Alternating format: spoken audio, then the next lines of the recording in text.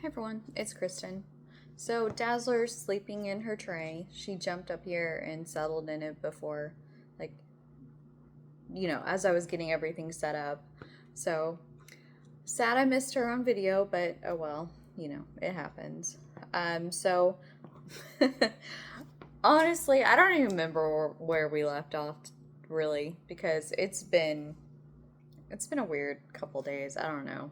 But I'm assuming we left off here because normally if once I'm finished with one of these, I tear it off because it was falling apart anyway. So I'm assuming we left off here Thursday.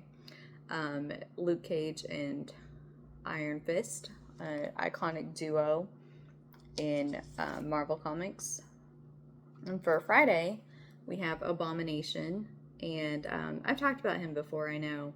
And it just basically briefly says, Emil Blonsky, a spy of Soviet Yugoslavian origin, working for the KGB. He willingly received a dose of gamma radiation similar to what transformed Bruce Banner into the Hulk. This is interesting because it says, as a result, he was permanently transformed into a massive green-skinned monster. So, when I was talking about him before, we talked about how Tyrannus actually pushed him out of Abomination and treated Abomination kind of like as his own like avatar, so to speak, and he inhabited that body, and so in turn Neil Blonsky was human again. So maybe they're not counting that as because it says as a result he was permanently transformed. Well, he did spend that time as human when he had been pushed out of Abomination, that body.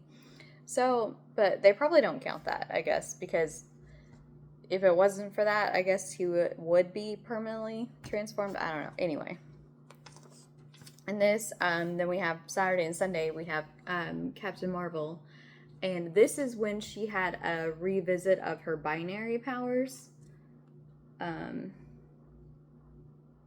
Which I loved her time as binary because she was, of course, with the X-Men and had adventures with the Starjammers.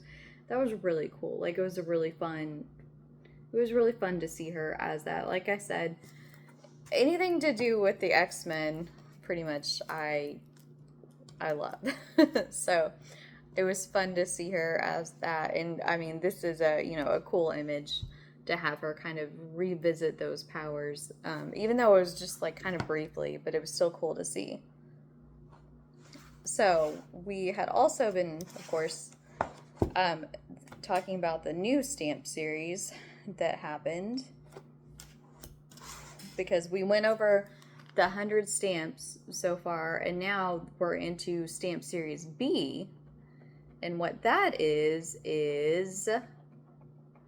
they are doing this now, where they have taken this image, they've spliced it together through different comic books, and you collect all 10 of these stamps in order, you cut it out of the comic book just like you did for the other stamps, and put it together in this image. Except you don't know what the image is. So you're collecting the stamps, and yet you don't know what the image is. So it's kind of, it's a puzzle, basically, that you're putting together. So for Thursday, you have this part, and you can find it in Omega the Unknown #1, March of 76. And then you have this one from Tomb of Dracula #44, May of 76.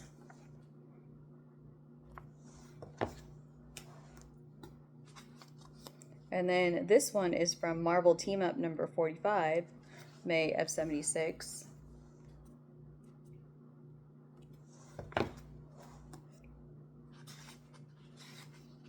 And then this one is from the Inhumans #3, February of 76.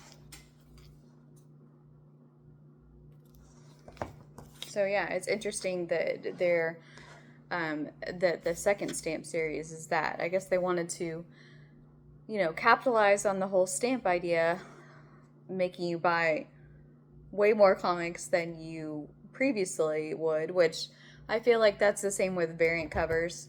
and I've been I've been guilty of this, buying multiple issues of a comic book because of the covers, and also buying comic books that I don't normally buy because of the cover, which I need to quit doing that because that gets expensive after a while. But like there was this one cover, I'll have to like dig it out and show it to you next time.